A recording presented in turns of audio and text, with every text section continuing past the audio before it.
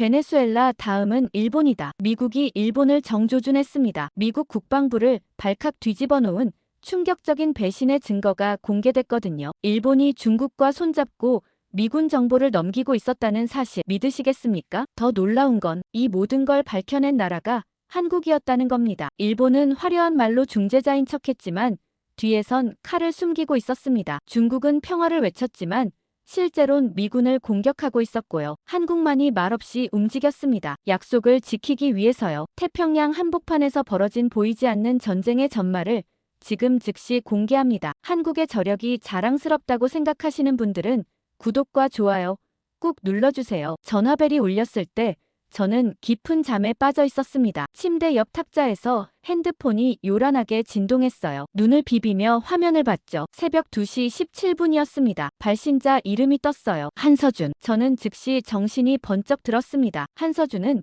주미 한국 대사관 정보관이었거든요. 이 시간에 전화한다는 건 심상치 않았죠. 저는 에단 로웰, NSC 국가안보회의 위기대응 보좌관으로 워싱턴에서 12년째 일하고 있습니다. 이런 한밤중 전화를 받는 게 처음은 아니었어요. 하지만 한국에서 온 건 처음이었죠. 보통 이런 시간엔 중동이나 유럽에서 걸려왔습니다. 테러 경보, 군사 충돌, 외교 위기, 늘 급박한 상황들이었어요. 그런데 한국이라고요? 저는 전화를 받았습니다. 에단, 지금 미군이 위험합니다. 한서준의 목소리는 차분했지만 긴박했어요. 배경에 키보드 두드리는 소리가 들렸죠. 그는 지금도 일하고 있는 겁니다. 무슨 일입니까? 저는 침대에서 일어나 서재로 향했어요. 맨발로 차가운 복도를 걸었죠. 거실을 지나며 시계를 봤습니다. 벽시계 초침이 똑딱거리고 있었어요. 공식 채널이 아닙니다. 한서준이 말했어요. 지금부터 드리는 정보는 제 개인 판단입니다. 대사관 승인을 받지 않았어요. 하지만 기다릴 시간이 없습니다. 저는 서재 문을 열고 들어갔습니다. 책상 위 노트북을 켰어요. 화면이 밝아지는 동안 저는 물었죠. 얼마나 급한 겁니까? 지금 당장입니다. 한서준의 목소리가 더 낮아졌어요. 30분 안에 사람이 죽을 수 있습니다. 저는 온몸이 긴장됐습니다. 노트북 화면이 켜졌어요. 파란 불빛이 어두운 서재를 비췄죠. 마우스를 잡았습니다. 구체적으로 말씀하세요. 제가 말했어요. 어디서 무슨 일입니까? 태평양입니다. 한서준이 답했죠. 미군 특수부대 소형정 한 척이 있어요. 정찰 임무 중입니다. 그런데 중국 무인정 두 척이 접근하고 있어요. 30분 후 조우합니다. 저는 키보드에 손을 올렸습니다. 좌표를 주세요. 북위 28도 14분.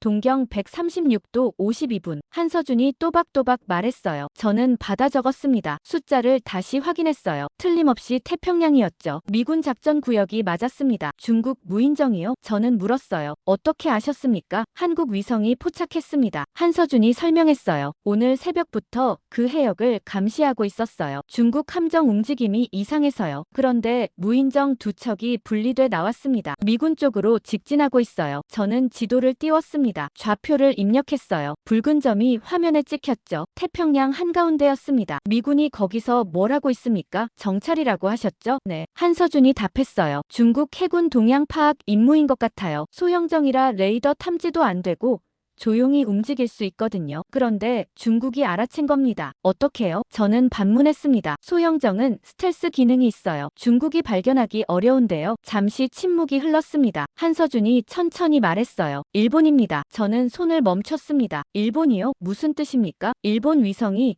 그 해역을 감시하고 있어야 합니다. 한서준의 목소리가 조심스러워졌어요. 실시간으로요. 미군 작전 구역이니까요. 그런데 지금 화면이 비어 있어요. 저는 미간을 찌푸렸습니다. 위성 고장입니까? 아닙니다. 한서준이 단호하게 말했어요. 제가 일본 위성 시스템 로그를 확인했습니다. 모두 정상 작동 중이에요. 신호도 멀쩡하고 데이터도 들어오고 있어요. 그런데 태평양 사령부로 전송이 안 되고 있습니다. 저는 등골이 서늘해졌습니다. 그게 무슨 뜻입니까? 태양풍 간섭이라고 했습니다. 한서준이 말했어요. 일본 측 설명이에요. 자연현상 때문에 일시적으로 데이터 전송이 안 된다고요. 하지만 로그를 보면 거짓말입니다. 위성은 멀쩡해요. 저는 의자에 앉았습니다. 키보드 위에 손을 얹었어요. 찬 금속 감촉이 느껴졌죠. 일본이 의도적으로 눈을 감고 있다는 겁니까? 맞습니다. 한서준의 대답이 명확했어요. 중국 무인정이 미군한테 접근하는 걸 보고도 알리지 않는 겁니다. 보지 않은 게 아니라 안 보는 거예요. 저는 숨을 깊게 들이마셨습니다. 이건 단순한 정보 실수가 아니었어요. 동맹국의 배신이었죠. 일본이 왜 그럴까요? 제가 물었습니다. 모르겠습니다. 한서준이 솔직하게 답했어요. 하지만 중국과 뭔가 있는 것 같아요. 타이밍이 너무 정확해요. 중국 무인정이 움직이는 순간 일본 위성 데이터가 끊겼어요. 우연이 아닙니다. 저는 화면을 응시했습니다. 붉은 점이 깜빡이고 있었어요. 저 점 아래 미군 병사들이 있었죠. 아무것도 모른 채요. 증거가 있습니까? 저는 신중하게 물었어요. 당신 말만 믿고 움직이기엔 위험합니다. 지금 보내드립니다. 한서준이 답했죠. 핸드폰이 진동했습니다. 파일이 도착한 겁니다. 저는 휴대폰을 들었어요. 이메일을 열었죠. 첨부 파일이 5개 있었습니다. 첫 번째를 열었어요. 일본 위성 시스템 로그였습니다. 시간대별 작동 기록이 빼곡했어요. 모두 초록색으로 표시돼 있었죠. 고장이 없었다는 뜻이었습니다. 두 번째 파일을 열었습니다. 태평양 사령부 상황실 화면 캡처였어요. 여러 개 모니터가 보였죠. 미국 위성 데이터, 한국 위성 데이터, 호주 위성 데이터 모두 실시간으로 업데이트되고 있었습니다. 하지만 일본 구역만 검은색이었어요. 세 번째 파일은 중국 무인정 항로였습니다. 붉은 선이 그려져 있었어요. 출발점에서 시작해서 동쪽으로 향했죠. 목적지에 파란 점이 찍혀 있었습니다. 미군 소형정 위치였어요. 30분 후 교차 예정이라고 적혀 있었습니다. 네 번째 파일을 열었습니다. 일본 방위성 공식 통보문이었어요. 영어로 번역돼 있었죠. 태양풍 활동 증가로 인한 일시적 통신장애, 복구 예정 시각 미정, 불편을 드려 죄송합니다. 정중한 문장들이었습니다. 하지만 거짓말이었어요. 다섯 번째 파일은 한국 위성 실시간 영상이었습니다. 저는 재생 버튼을 눌렀어요. 흑백 화면이 나타났습니다. 바다 위였어요. 작은 점 하나가 보였죠. 미군 소형정이었습니다. 화면이 확대됐어요. 배 윤곽이 선명해졌습니다. 그리고 화면 왼쪽에서 2개 점이 나타났어요. 중국 무인정이었죠. 천천히 접근하고 있었습니다. 저는 파일을 모두 닫았습니다. 증거는 충분했어요. 일본이 거짓말하고 있었고 중국이 공격 준비를 하고 있었죠. 미군은 아무것도 몰랐습니다. 왜 저한테 이걸 주는 겁니까? 저는 물었어요. 공식 채널로 가지 않고요. 시간이 없어서입니다. 한서준이 답했어요. 공식 절차 밟으면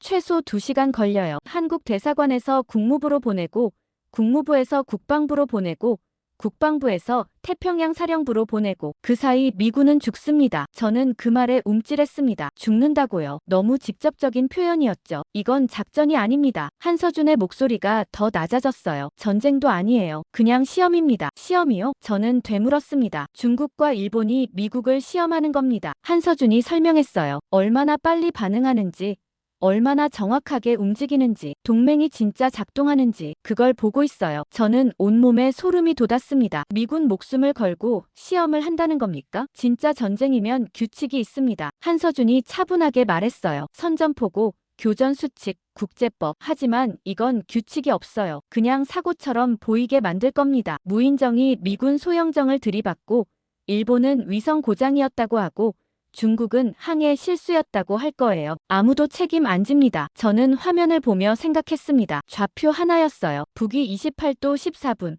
동경 136도 52분. 단순한 숫자였죠. 하지만 저기 사람들이 있었습니다. 미군 병사들이요. 제가 이걸 믿어야 하는 이유를 주세요. 저는 조심스럽게 말했어요. 당신 개인 판단이라고 하셨죠. 공식 승인도 없고요. 제가 이걸 근거로 움직였다가 틀리면 어떡합니까? 한서준이 잠시 침묵했습니다. 숨소리만 들렸어요. 그리고 조용히 말했죠. 에단, 우린 동맹입니다. 한국 전쟁 때 미군이 한국을 위해 싸웠어요. 지금은 한국이 미군을 지킬 차례입니다. 공식이든 비공식이든 상관없어요. 사람 목숨이 달린 문제니까요. 저는 그 말을 곱씹었습니다. 동맹이라고요. 공식 절차보다 사람을 먼저 생각한다고요. 계산이 아니라 의리라고요. 한국다운 말이었습니다. 한 가지만 더 물어보겠습니다. 저는 말했어요. 만약 제가 안 믿으면 어떻게 하실 겁니까? 다른 경로로 가시겠어요? 아니요. 한서준이 즉시 답했어요. 당신이 마지막입니다. 다른 경로 없어요. 시간도 없고요. 제가 당신한테 전화한 건 당신을 믿어서예요. 12년 동안 함께 일했잖아요. 당신은 옳은 일을 하는 사람이에요. 저는 시계를 봤습니다. 새벽 2시 34분이었어요. 17분 동안 제 세계가 바뀌었습니다. 한국 정보관이 전화를 걸었고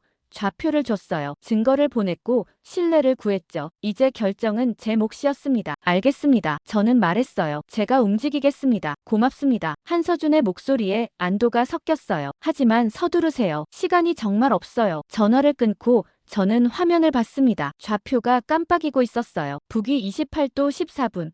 동경 136도 52분. 저 멀리 태평양에서 누군가 죽어가고 있었습니다. 전화를 끊고 저는 즉시 태평양 사령부로 연락했습니다. 직통 핫라인 번호를 눌렀어요. 연결음이 3번 울렸죠. 태평양 사령부 상황실입니다. 남자 목소리가 들렸어요. 당직 근무자였습니다. 로웰 보좌관입니다. 저는 신분을 밝혔어요. 상황실 책임자 바꿔주세요. 긴급 사안입니다. 잠시만요. 10초쯤 지나 다른 목소리가 들렸습니다. 중령 데이비스입니다. 무슨 일이십니까? 북위 28도 14분. 동경 136도 52분. 저는 좌표를 읊었어요. 그 해역에 우리 특수부대 있습니까? 키보드 두드리는 소리가 들렸습니다. 잠시 후 대답이 왔어요. 네. 소형정 한 척 있습니다. 정찰 임무 중이고요. 왜 그러십니까? 중국 무인정 2척이 그쪽으로 향하고 있습니다. 저는 단호하게 말했어요. 30분 안에 조우할 겁니다. 즉시 확인하세요. 데이비스가 잠시 침묵했습니다. 보좌관님.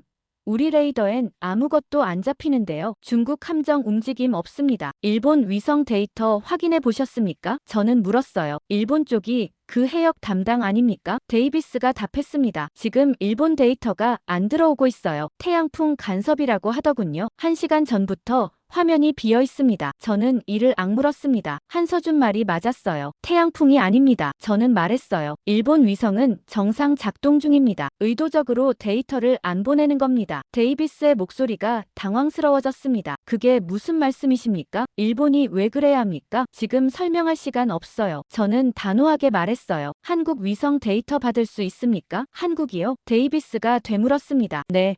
한국 군사위성입니다. 저는 답했어요. 실시간으로 그 해역을 보고 있어요. 중국 무인정 포착했고요. 지금 바로 연결하세요. 잠시만요. 데이비스가 말했습니다. 절차 확인해 보겠습니다. 절차 따질 시간 없습니다. 저는 목소리를 높였어요. 지금 당장 한국 측에 연락하세요. 우리 병사들 목숨이 달렸어요. 알겠습니다. 데이비스가 마침내 움직였습니다. 한국 합참 연락하겠습니다. 저는 전화를 끊고 노트북 앞에 앉았습니다. 태평양 사령부 실시간 상황판 접속 권한이 있었어요. 아이디를 입력했죠. 비밀번호를 쳤습니다. 화면이 열렸어요. 상황실 모니터가 나타났습니다. 여러 개 창이 떠 있었어요. 위성 데이터 피드였죠. 미국 위성 화면이 보였습니다. 태평양 광역 지도였어요. 파란색 점들이 찍혀 있었죠. 미군 함정 위치였습니다. 실시간으로 업데이트되고 있었어요. 한국 위성 화면도 있었습니다. 동해와 서해가 보였어요. 북한 해역까지 커버하고 있었죠. 선명한 화질이었습니다. 호주 위성 화면도 떠 있었습니다. 남태평양 쪽이었어요. 인도네시아 근해를 감시하고 있었죠. 역시 정상 작동 중이었습니다. 그런데 일본 위성 화면만 검은색이었습니다. 아무것도 안 보였어요. 저는 화면을 확대했습니다. 일본 담당 구역을 봤어요. 동중국해에서 서태평양까지였죠. 넓은 해역이었습니다. 미군 작전 구역 대부분이 포함돼 있었어요. 그런데 지금 완전히 보이지 않는 겁니다. 저는 시간을 확인했습니다. 새벽 2시 41분이었어요. 한서준 말대로라면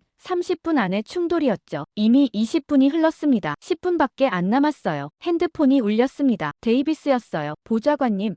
한국 합참과 연결됐습니다. 데이터 전송 시작했어요. 좋습니다. 저는 화면을 보며 답했어요. 지금 보이십니까? 네. 데이비스의 목소리가 긴장됐습니다. 지금 화면에 뜨고 있어요. 저도 봤습니다. 새 창이 열렸어요. 한국 위성 실시간 피드였죠. 해상도가 높았습니다. 미국 위성보다 선명했어요. 화면이 천천히 움직였습니다. 북위 28도로 이동하고 있었어요. 바다가 보였죠. 파도가 잔잔했습니다. 확대가 시작됐습니다. 작은 점 하나가 나타났어요. 미군 소형정이었죠. 10m쯤 되는 크기였습니다. 검은색 선체였어요. 스텔스 기능이 있는 특수정이었죠. 화면이 더 넓어졌습니다. 주변 해역이 보였어요. 서쪽에서 2개 점이 접근하고 있었습니다. 중국 무인정이었어요. 거리가 표시됐습니다. 2.3km였어요. 8분 후 조우 예정이라고 떴죠. 이런 젠장. 데이비스가 중얼거렸습니다. 정말 있네요. 중국 무인정이요. 즉시 우리 소형정에 연락하세요. 저는 말했어요. 회피 기동 명령 내리고요. 이미 전송했습니다. 데이비스가 답했어요. 근데 응답이 없어요. 통신 장애인 것 같습니다. 저는 화면을 뚫어져라 봤습니다. 미군 소형정은 계속 직진하고 있었어요. 속도도 그대로였죠. 아무것도 모르는 겁니다. 중국 무인정은 점점 가까워졌습니다. 숫자가 계속 줄어들었어요. 카운트다운이 진행됐죠. 일본 데이터는요? 저는 물었어요. 아직도 안 들어옵니까? 네. 데이비스가 답했습니다. 여전히 블랙아웃이에요. 도쿄 측에 연락했는데 복구 중이라고만 하더군요. 복구가 아닙니다. 저는 잘라 말했어요. 안 보내는 거예요. 의도적으로요. 데이비스가 말을 잃었습니다. 저도 이해가 안 갔거든요. 일본은 동맹국이었습니다. 미군과 함께 훈련하고 정보를 공유했어요. 70년 넘게 협력해온 파트너였죠. 그런데 지금 눈을 감고 있다는 겁니까? 미군이 위험한데도요. 화면 속 거리가 계속 줄었습니다. 이제 4분밖에 안 남았어요. 보좌관님, 데이비스의 목소리가 떨렸습니다. 우리 소영정이 여전히 응답 안 해요. 레이더도 먹통인 것 같고요. 완전히 고립됐습니다. 전자전입니까? 저는 물었어요. 중국이 재밍하고 있는 겁니까? 그런 것 같습니다. 데이비스가 답했어요. 통신 주파수가 다 막혔어요. GPS도 교란되고 있고요. 소영정이 자기 위치도 모를 겁니다. 저는 주먹을 쥐었습니다. 완벽한 매복이었어요. 통신 차단, 위치 교란, 감시 공백 모두 계획된 거였죠. 그리고 일본은 보고만 있었습니다. 한국 데이터가 아니었으면 우린 아무것도 몰랐을 겁니다. 미군이 공격당하는 줄도 몰랐을 거예요. 나중에 사고 보고서나 받았겠죠. 항해 중 충돌 사고, 원인 미상. 그렇게 끝났을 겁니다. 저는 화면을 보며 생각했습니다. 일본 자위대 연락관은 지금 뭐 하고 있을까요? 상황실 어딘가에 앉아 있겠죠. 모니터를 보면서요. 중국 무인정이 접근하는 걸 뻔히 보면서도 입을 다물고 있는 겁니다. 태양풍 간섭이라고 거짓말하면서요. 데이비스의 목소리가 들렸습니다. 보좌관님, 이거 어떻게 해야 합니까? 소영정한테 연락도 안 되는데요. 중국 무인정이 3분 후면 충돌합니다. 저는 화면 속 숫자를 봤습니다. 0.9km였어요. 이제 정말 시간이 없었습니다. 한국 측에 직접 연락하세요. 저는 결정을 내렸어요. 한국 해군한테 우리 소영정 좌표 알려주고 탈출 경로 요청하세요. 우리가 직접 연락 못하니까 한국이 대신 해줘야 합니다. 한국이요? 데이비스가 망설였습니다. 그게 절차상 맞습니까? 지금 절차 따질 때가 아닙니다. 저는 소리쳤어요. 우리 병사들 살려야 해요. 한국한테 부탁하세요. 지금 당장. 알겠습니다. 데이비스가 마침내 움직였습니다. 한국 합참 다시 연결하겠습니다. 전화가 끊겼습니다. 저는 혼자 화면을 봤어요. 숫자가 계속 줄고 있었습니다. 미군 소영정은 여전히 직진하고 있었습니다. 아무것도 모른 채요. 중국 무인정 두 척은 양쪽에서 접근했어요. 협공 대형이었죠. 완벽한 포위였습니다. 저는 일본 위성 화면을 다시 봤습니다. 여전히 검은색이었어요. 아무것도 안 보였죠. 거짓말이었어요. 한서준이 보낸 로그를 봤거든요. 일본 위성은 멀쩡했습니다. 신호도 데이터도 다 들어오고 있었어요. 다만 태평양 사령부로 안 보낼 뿐이었죠. 보지 않은 게 아니라 안 본 겁니다. 동맹국이 눈을 감았어요. 미군을 보호해야 할 파트너가 외면한 겁니다. 왜일까요? 중국과 무슨 거래를 한 걸까요? 화면 속 거리가 0.1km가 됐습니다. 1분 남았어요. 저는 숨을 죽였습니다. 화면 속 거리가 0.1km가 됐습니다. 1분 남았어요. 저는 숨을 죽였습니다. 핸드폰이 다시 울렸어요. 데이비스였죠. 한국 측에서 우리 소영정한테 직접 연락했습니다. 비상 주파수로요. 탈출 경로 전송했대요. 지금 회피 기동 중입니다. 저는 안도의 한숨을 쉬었습니다. 화면을 봤어요. 미군 소영정이 급선회하고 있었죠. 속도를 높이며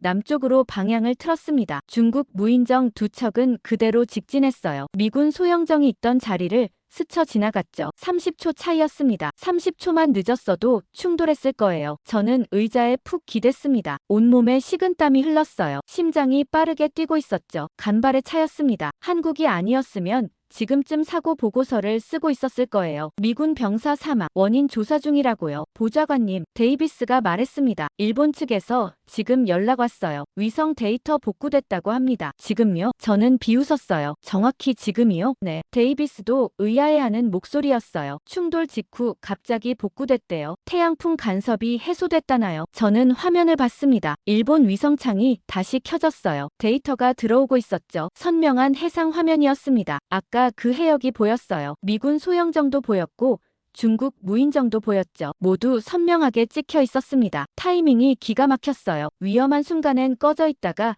다 끝나니까 켜지는 겁니다. 우연이 아니었죠. 계획된 거였어요. 전화를 끊고 저는 한서준에게 연락했습니다. 개인 번호로 문자를 보냈어요. 미군 무사합니다. 한국 덕분입니다. 고맙습니다. 답장이 바로 왔습니다. 다행입니다. 그런데 에단, 이제 시작일 뿐입니다. 더 큰 그림이 있어요. 내일 아침 만날 수 있습니까? 저는 잠시 망설였습니다. 더 큰 그림이라고요? 지금도 충분히 큰데 더 있다는 겁니까? 시간 말씀하세요. 제가 답장했어요. 오전 7시. 한서준이 보냈습니다. 포토맥 강변 벤치에서요. 공식 장소 아닌 곳으로요. 저는 알겠다고 답하고 노트북을 닫았습니다. 시계를 봤어요. 새벽 3시 12분이었죠. 잠을 좀 자야 했습니다. 하지만 눈이 말똥말똥했어요. 머릿속이 복잡했거든요. 일본이 왜 그랬을까요? 미군을 위험에 빠뜨린 이유가 뭘까요? 중국과 무슨 거래를 한 걸까요? 다음 날 아침 6시 50분에 포토맥 강변에 도착했습니다. 안개가 자욱했어요. 강물 위로 희뿌연 김이 피어올랐죠. 한산한 아침이었습니다. 조깅하는 사람 몇 명만 보였어요. 한서준이 벤치에 앉아 있었습니다. 검은색 코트를 입고 있었어요. 손에 서류 가방을 들고 있었죠. 제가 다가가자 고개를 끄덕였습니다. 왔군요. 그가 말했어요. 앉으세요. 저는 옆에 앉았습니다. 강물을 보며 물었죠. 더 큰 그림이 뭡니까? 한서준이 서류 가방을 열었습니다. USB 하나를 꺼냈어요. 검은색 작은 메모리였죠. 이걸 보시죠. 그가 건네며 말했습니다. 안에 모든 게 들어있어요. 중국과 일본이 뭘 하고 있는지요. 저는 USB를 받았습니다. 라벨을 봤어요. 한 단어만 적혀 있었죠. 화이트 아울이요? 저는 되물었습니다. 무슨 뜻입니까? 작전명입니다. 한서준이 설명했어요. 중국과 일본의 공동 계획이죠. 미군을 약화시키는 거예요. 전쟁 없이요. 저는 USB를 쥔 손에 힘이 들어갔습니다. 공동 계획이라고요? 중국과 일본이 협력한다는 겁니까? 맞습니다. 한서준이 고개를 끄덕였어요. 표면적으론 대립하는 척하지만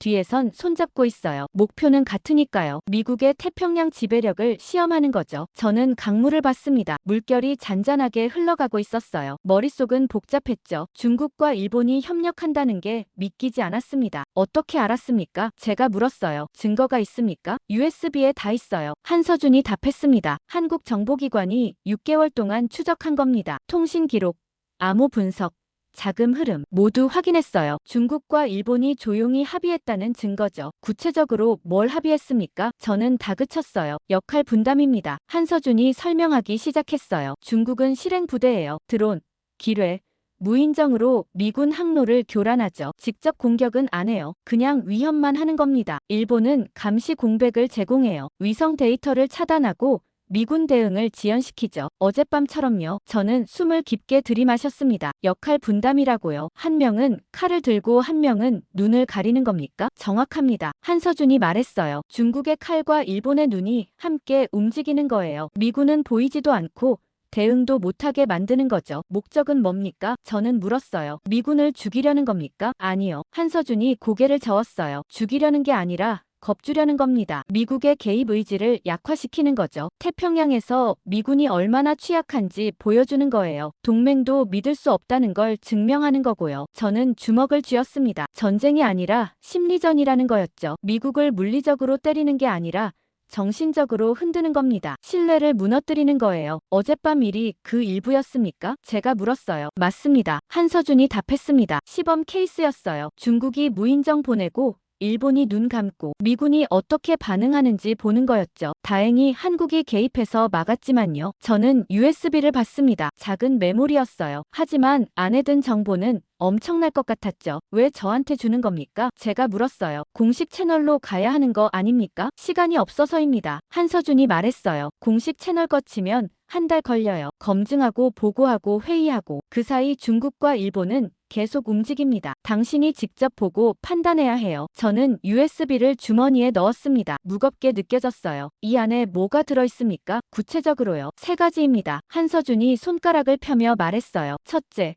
일본 자위대 규격 통신 흔적이에요. 중국 전자전 부대랑 직접 교신한 기록이죠. 암호화돼 있지만 한국이 해독했어요. 둘째는요. 제가 물었습니다. 중국 전자전 부대와 동일한 암호 구조예요. 한서준이 계속했어요. 일본이 중국 암호 체계를 쓰고 있어요. 우연이 아니에요. 함께 개발한 거죠. 셋째는요. 미군만 골라내는 좌표 선별 알고리즘입니다. 한서준의 목소리가 낮아졌어요. 일본 위성이 미군 위치를 실시간으로 중국에 넘기고 있어요. 어떤 배가 어디 있는지, 언제 움직이는지 다 알려주는 거죠. 저는 온몸에 소름이 돋았습니다. 배신이었어요. 70년 동맹의 배신이었죠. 일본이 미군 정보를 중국에 팔고 있다는 겁니까? 판다기보단 공유하는 겁니다. 한서준이 말했어요. 돈을 받는 게 아니라 이익을 나누는 거죠. 중국은 미국을 약화시키고 일본은 지역 영향력을 키우는 거예요. 서로 윈윈인 거죠. 저는 벤치에서 일어났습니다. 강변을 따라 걸었어요. 머리를 식혀야 했죠. 이게 사실이라면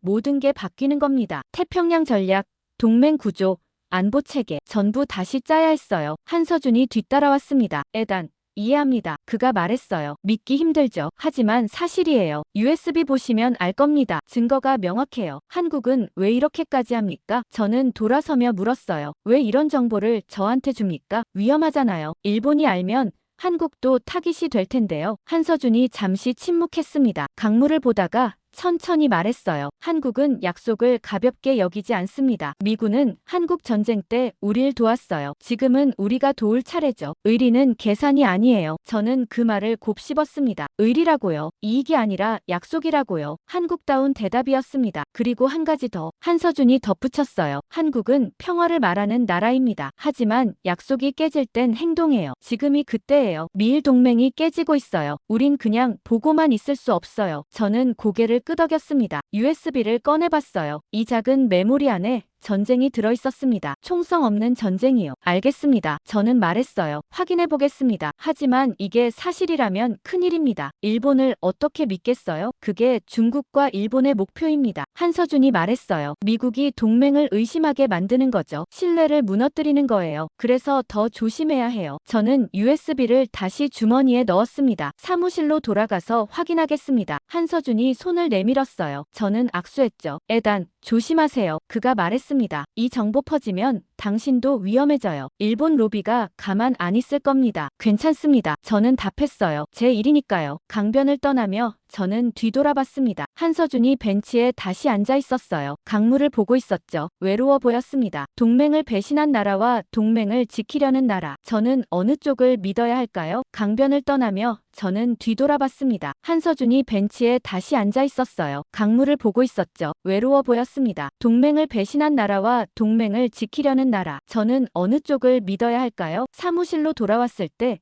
이메일 알림이 떠 있었습니다. 일본 방위성에서 온 거였어요. 발신자는 방위정책국장 다카하시였죠. 제목을 봤습니다. 긴급 안보 협의 요청. 저는 이메일을 열었습니다. 로웰 보좌관님께 어젯밤 태평양 해역 사건에 대해 깊이 우려하고 있습니다. 미군 함정의 안전이 최우선입니다. 일본 정부는 적극적인 지원 방안을 마련했습니다. 오늘 오후 2시 회의 가능하십니까? 긴급히 논의하고 싶습니다. 저는 시계를 봤습니다. 오전 8시 20분이었어요. 6시간도 안 남았죠. 회의 요청치고는 너무 급했습니다. 뭔가 서두르는 느낌이었어요. 주머니 속 USB가 무겁게 느껴졌습니다. 화이트 아울 파일이요. 아직 확인도 안 했는데 일본이 먼저 연락을 해왔어요. 우연일까요? 저는 답장을 보냈습니다. 오후 2시 괜찮습니다. 국무부 회의실로 오시죠. 보내기 버튼을 누르고 노트북을 열었어요. USB를 꽂았습니다. 파일 목록이 떴죠. 폴더가 3개 있었습니다. 통신 기록, 암호 분석, 작전 계획 하나씩 열어봤어요. 첫 번째 폴더는 통신 기록이었습니다. 엑셀 파일이 수십 개 있었어요. 날짜별로 정리돼 있었죠. 가장 최근 파일을 열었습니다. 통신 로그였어요. 발신지, 수신지, 시간, 주파수 모두 기록돼 있었죠. 발신지를 봤습니다. 일본 자위대 통합사령부였어요. 수신지는 중국 동부전구 전자전부대였죠. 직접 교신한 겁니다. 암호화된 통신이었지만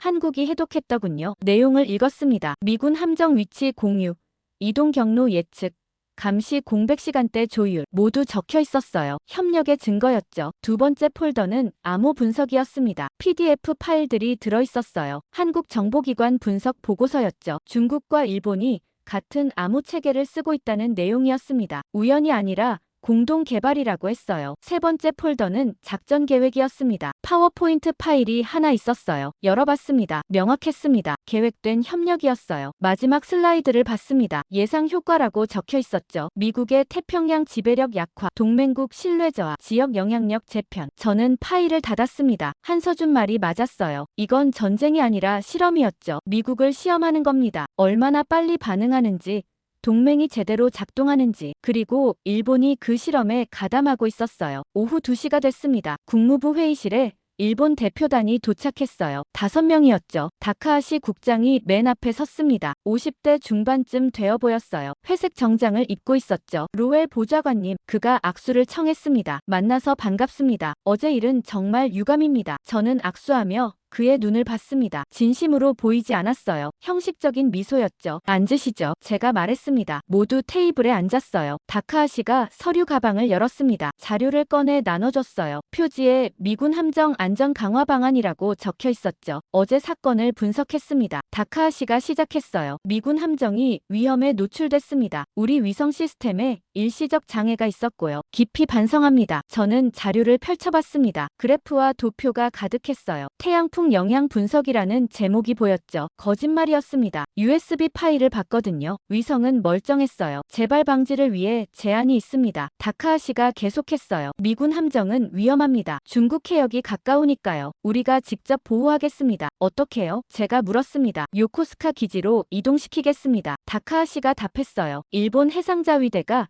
24시간 호위하겠습니다. 안전한 항로도 제공하고요. 중국 위협으로부터 완벽히 보호할 수 있습니다. 저는 다음 페이지를 넘겼습니다. 제한 항로가 그려져 있었어요. 지도 위에 파란 선이 표시돼 있었죠. 자세히 봤습니다. 이상했어요. 항로가 너무 우회했거든요. 직선으로 가면 되는데 크게 돌아가고 있었죠. 왜 이렇게 돌아갑니까? 제가 물었어요. 손가락으로 지도를 짚었죠. 여기 직선으로 가면 더 빠른데요. 안전 때문입니다. 다카하시가 설명했어요. 직선 경로는 중국 해군 사정권입니다. 위험해요. 우회하면 안전하게 피할 수 있습니다. 저는 USB 파일이 떠올랐습니다. 중국 해군 배치도를 봤었거든요. 다카하시가 제시한 항로를 머릿속으로 그려봤어요. 정확히 중국 함정 위치를 피해가고 있었습니다. 너무 정확했어요. 우연이라기엔 완벽했죠. 중국 배치를 어떻게 이렇게 정확히 아십니까? 제가 물었습니다. 위성 정찰입니다. 다카하시가 답했어요. 우리가 매일 감시하고 있어요. 중국 함정 위치를 실시간으로 파악합니다. 그래서 안전한 항로를 만들 수 있는 거죠. 저는 그 말을 곱씹었습니다. 중국 위치를 실시간으로 안다고요. 그럼 어제는 왜 미군한테 안 알려줬습니까? 위성 장애 였잖아요. 어제는 예외였습니다. 다카하시가 변명했어요. 태양풍 간섭으로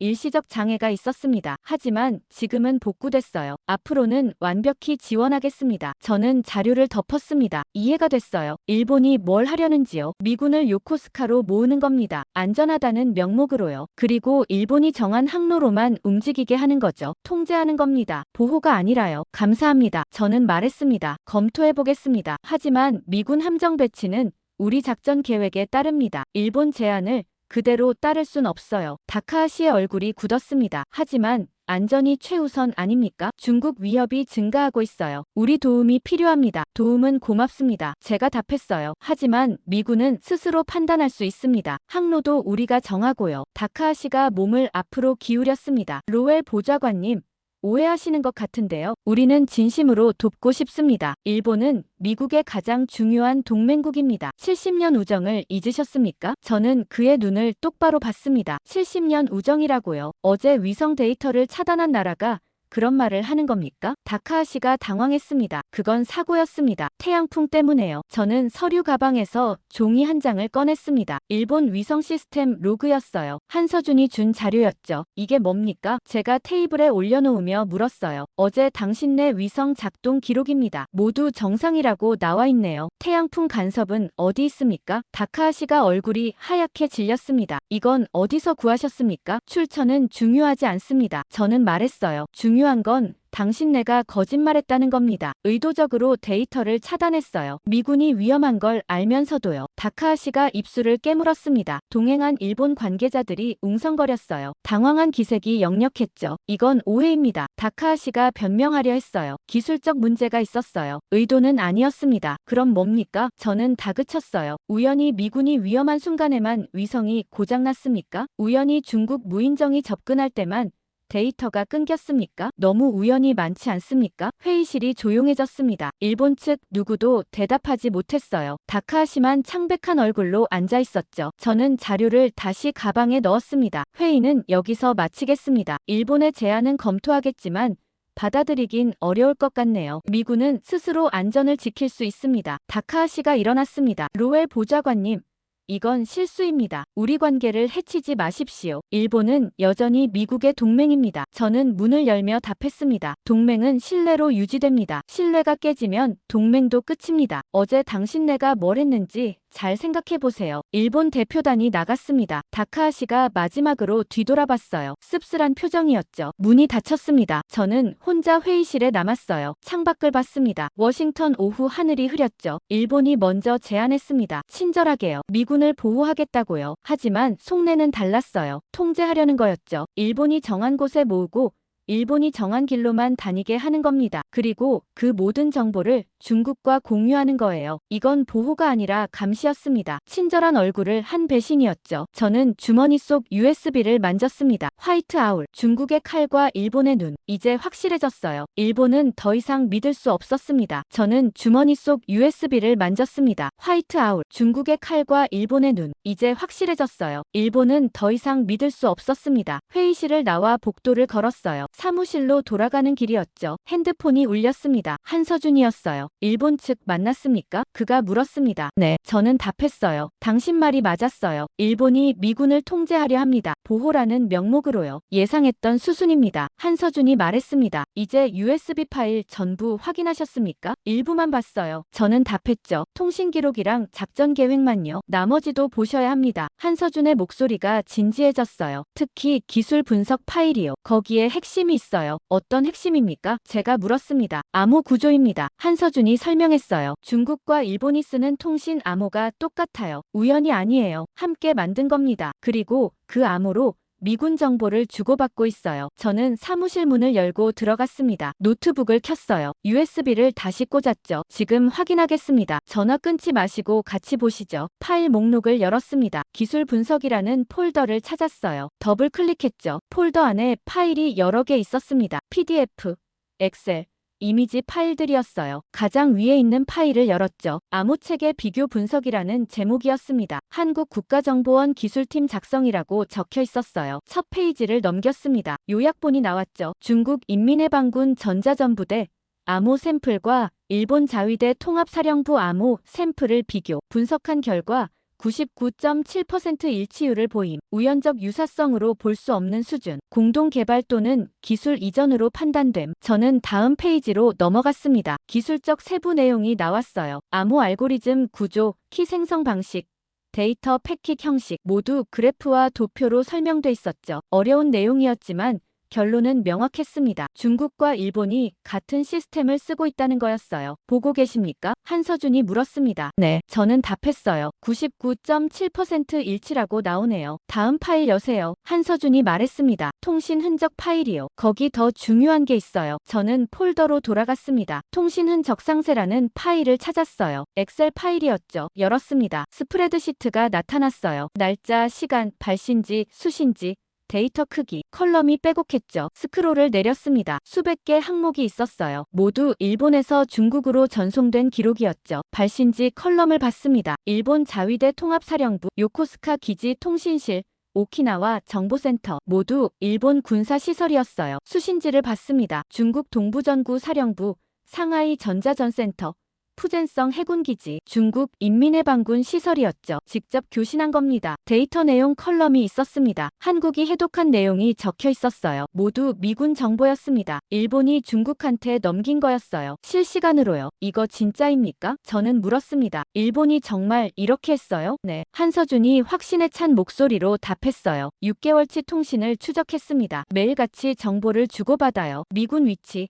작전 계획, 보급 일정 다 넘기고 있어요. 저는 화면을 보며 치가 떨렸습니다. 배신이었어요. 완전한 배신이었죠. 70년 동맹국이 적국에 정보를 팔고 있었던 겁니다. 다음 파일 보세요. 한서준이 말했습니다. 좌표 선별 알고리즘 파일이요. 저는 파일을 찾았습니다. 알고리즘 분석이라는 이름이었어요. PDF 파일이었죠. 열었습니다. 첫 페이지에 다이어그램이 나왔어요. 플로 차트였죠. 데이터 입력, 필터링, 분류, 출력, 단계별로 그려져 있었습니다. 설명을 읽었습니다. 일본 위성 시스템이 포착한 모든 함정 정보는 자동 분류 알고리즘을 거침, 국적, 함종, 임무 유형별로 구분됨. 이 중 미군 함정 정보만 별도 추출되어 암호화 채널로 전송됨. 수신처는 중국 동부전구 작전본부. 저는 다음 페이지를 넘겼습니다. 알고리즘 코드가 나왔어요. 프로그래밍 언어로 작성돼 있었죠. 주석이 달려 있었습니다. 미군 함정만 골라내는 코드였어요. 자동으로 필터링해서 중국으로 보내는 겁니다. 사람 손도 안 거쳐요. 시스템이 자동으로 하는 거였죠. 이건 프로그램입니다. 저는 말했어요. 사람이 일일이 하는 게 아니라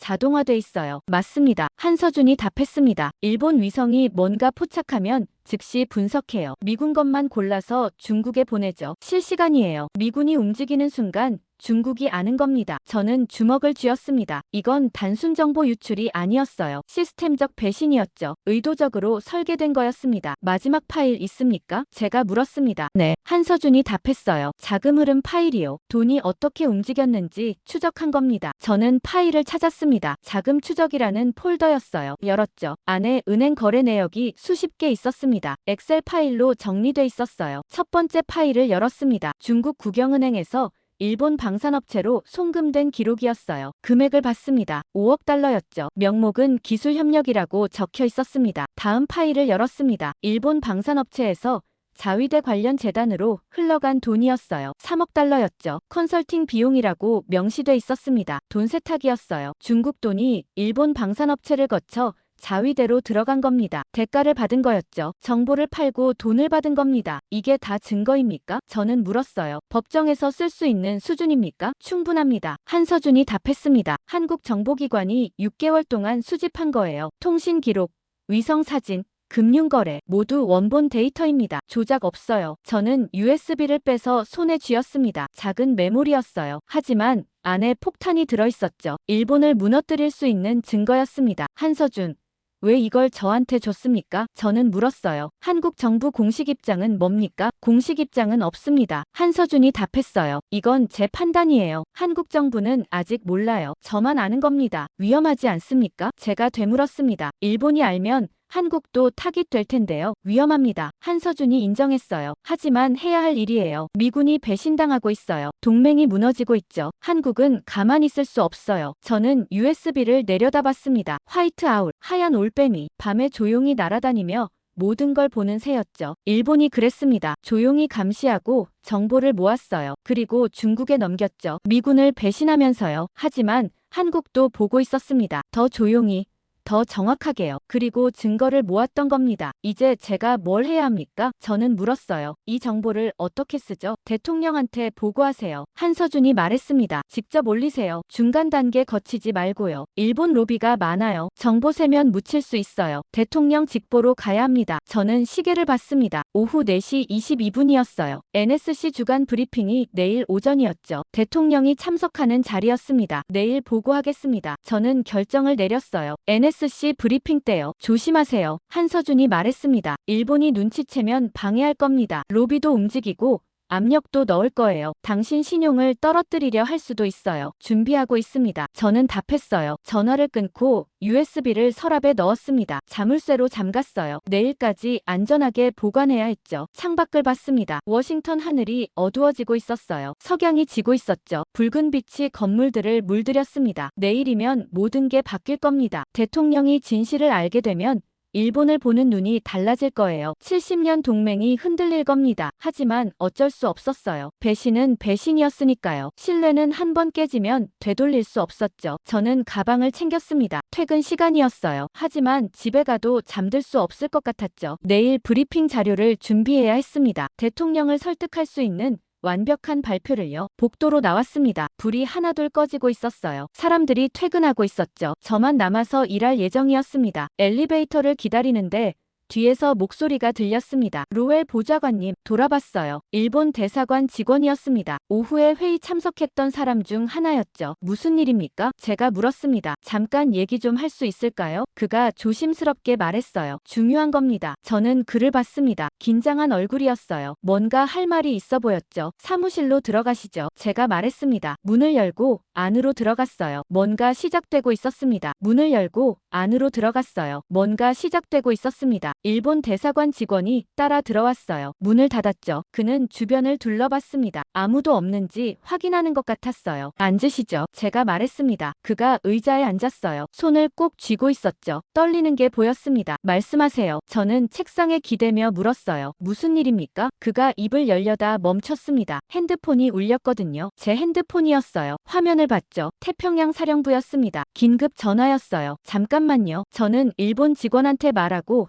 전화를 받았습니다. 로엘입니다. 보좌관님, 데이비스의 목소리가 다급했어요. 큰일입니다. 지금 당장 상황실 화면 보셔야 해요. 무슨 일입니까? 저는 노트북을 열며 물었습니다. 미군 소형정이 공격받고 있습니다. 데이비스가 외쳤어요. 실제 공격이에요. 지금 이 순간에요. 저는 급히 로그인했습니다. 태평양 사령부 상황실 화면이 떴어요. 실시간 피드였죠. 한국 위성 영상이 보였습니다. 화면을 확대했어요. 바다 위였습니다. 작은 배 하나가 보였어요. 미군 소형정이었죠. 10m쯤 되는 크기였습니다. 검은색 선체가 파도에 흔들리고 있었어요. 시간을 봤습니다. 새벽 4시 18분이었어요. 태평양 현지 시간이었죠. 어두운 바다였습니다. 화면 왼쪽에서 2개 점이 접근했습니다. 중국 무인정이었어요. 빠르게 다가오고 있었죠. 거리가 표시됐습니다. 계속 줄어들고 있었어요. 통신 상태는요? 제가 물었습니다. 먹통입니다. 데이비스가 답했어요. 30분 전부터 연락 안 돼요. 레이더도 작동 안 하고요. GPS도 교란됐습니다. 완전히 고립됐어요. 저는 화면을 뚫어져라 봤습니다. 미군 소형정이 그대로 있었어요. 움직이지 않았죠. 아무것도 모르는 겁니다. 중국 무인정이 다가오는 것도 모르고 있었어요. 일본 위성은요? 저는 물었습니다. 또 꺼졌습니까? 네. 데이비스의 목소리가 떨렸어요. 1시간 전부터 블랙아웃이에요. 또 태양풍이랍니다. 저는 이를 악물었습니다. 또 같은 수법이었어요. 일본이 눈을 감은 겁니다. 중국이 공격하는 동안요? 한국 측에 연락했습니까? 제가 물었습니다. 아직이요. 데이비스가 답했어요. 지금 연락하려던 참이었어요. 당장 하세요. 저는 소리쳤어요. 화면 속 거리가 50m가 됐습니다. 중국 무인정 2척이 양쪽에서 협공했어요. 완벽한 포위였죠. 미군 소형정은 여전히 제자리였습니다. 엔진 소리만 들리는 것 같았어요. 화면으로는 안 들렸지만 상상이 됐죠. 조종사는 아무것도 모르고 있을 겁니다. 레이더가 먹통이니까요. 통신도 안 되니까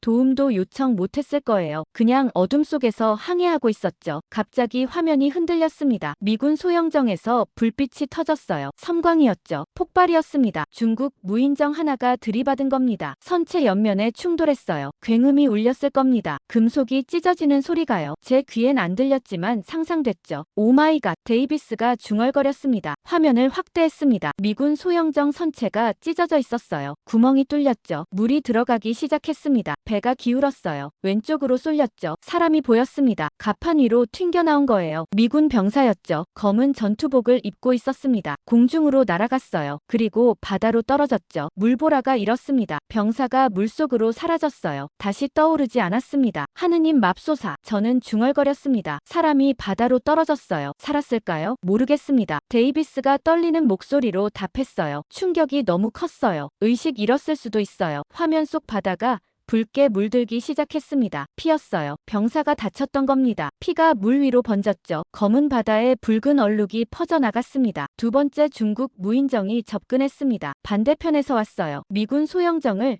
또 들이받으려는 것 같았죠. 한국은요? 저는 소리쳤습니다. 연락했습니까? 지금 하고 있어요. 데이비스가 외쳤어요. 배경에서 다른 목소리가 들렸습니다. 한국 합참 연결됐습니다. 누군가 보고했어요. 좌표 전송합니다. 화면을 봤습니다. 미군 소형정이 계속 기울고 있었어요. 물이 반쯤 찼죠. 가라앉고 있었습니다. 갑판에 병사 2명이 보였어요. 난간을 붙잡고 있었죠. 배가 흔들렸습니다. 한 명이 미끄러졌어요. 물속으로 떨어질 뻔했죠. 간신히 붙잡았습니다. 두 번째 무인정이 20m 앞까지 왔습니다. 속도를 높였어요. 충각으로 들이받으려는 겁니다. 완전히 침몰시키려는 거였죠. 한국 측에서 미군한테 직접 연락했습니다. 데이비스가 외쳤어요. 비상 주파수로요. 탈출 명령 전송했대요. 화면 속 미군 소형정이 갑자기 움직였습니다. 엔진 소리가 커졌을 거예요. 우연으로 급선회했죠. 배가 크게 기울었습니다. 물이 쏟아졌어요. 하지만 움직였습니다. 가까스로요. 두 번째 중국 무인정이 스쳐 지나갔습니다. 미군 소형정이 있던 자리를 지나쳤어요. 10초만 늦었으면 정통으로 맞았을 겁니다. 완전히 가라앉았겠죠. 하지만 피했습니다. 한국이 보낸 탈출 경로대로 움직인 거예요. 간발의 차였습니다. 미군 소형정이 남쪽으로 도주했습니다. 속도를 냈어요. 하지만 배가 파손돼서 느렸죠. 물이 계속 들어오고 있었습니다. 중국 무인정 두 척이 방향을 틀었습니다. 추격하려는 것 같았어요. 다시 접근하기 시작했죠. 한국 해군 어디 있습니까? 제가 물었습니다. 지금 출동했습니다. 데이비스가 답했어요. 정보함이 30km 떨어진 곳에 있대요. 전속력으로 오고 있어요. 20분 걸린답니다. 20분이요? 저는 반문했습니다. 너무 늦어요. 중국 무인정이 5분 안에 따라잡을 겁니다. 알아요. 데이비스의 목소리가 절망적이었어요. 하지만 다른 방법이 없어요. 우리 함정은 더 멀어요. 화면을 봤습니다. 미군 소형정이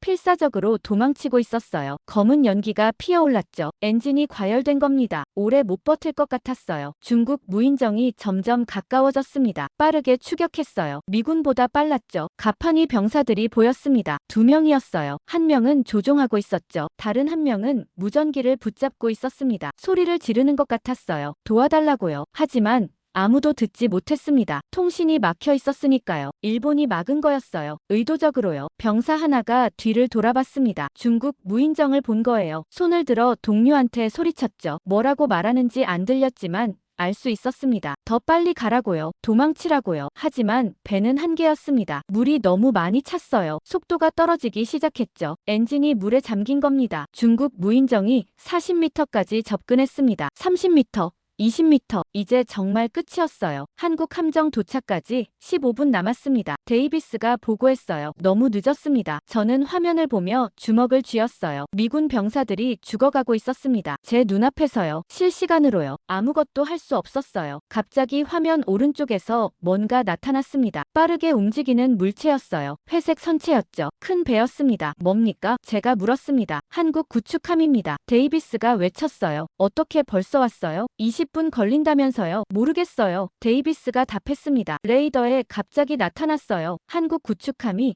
미군 소형정과 중국 무인정 사이로 들어왔습니다. 막아선 거예요. 거대한 선체가 장벽이 됐죠. 중국 무인정이 급정거했습니다. 구축함을 들이받을 순 없었으니까요. 너무 컸어요. 미군 소형정이 구축함 뒤로 숨었습니다. 가까스로 안전해진 거예요. 30초 차이였습니다. 30초만 늦었어도 또 들이받쳤을 겁니다. 이번엔 살아남지 못했을 거예요. 하지만 한국이 막아섰습니다. 정확히 30초 전에요. 한국 측에서 보고 들어왔습니다. 데이비스가 말했어요. 미군 병사 구조 완료. 3명 전원 생존, 1명 중상.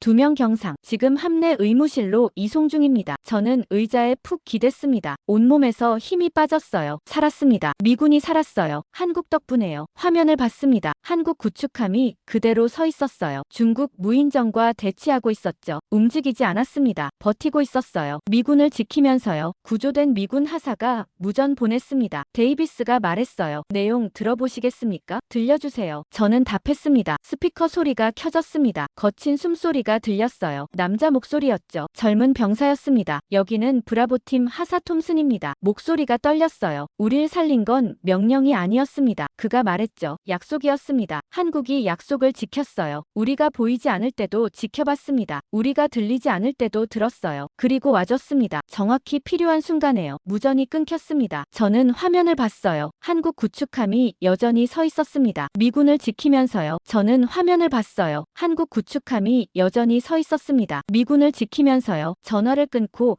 저는 사무실을 돌아봤습니다. 일본 대사관 직원이 아직 앉아 있었어요. 창백한 얼굴이었죠. 방금 무슨 일이 있었는지 아는 것 같았습니다. 나가주시겠습니까? 저는 말했습니다. 지금 긴급 상황이에요. 다음에 얘기하죠. 그가 일어났습니다. 고개를 숙였어요. 말없이 나갔죠. 문이 닫혔습니다. 저는 다시 화면을 봤어요. 한국 구축함이 중국 무인정과 대치하고 있었습니다. 긴장감이 느껴졌어요. 핸드폰이 또 울렸습니다. 이번엔 국무부 당직실이었어요. 로웰 보좌관님, 일본 총리실에서 긴급 전화 왔습니다. 당직관이 말했어요. 지금 바로 통화 원한답니다. 연결해주세요. 저는 답했습니다. 잠시 후 목소리가 들렸습니다. 로웰 보좌관님입니까? 일본어 억양이 섞인 영어였어요. 총리실 외교안 보수석 야마다입니다. 네, 말씀하세요. 저는 답했습니다. 총리님께서 직접 미국 대통령님과 통화하고 싶어 하십니다. 야마다가 말했어요. 지금 당장이요. 태평양 상황이 심각합니다. 어떤 상황을 말씀하시는 겁니까? 제가 물었습니다. 한국 군함이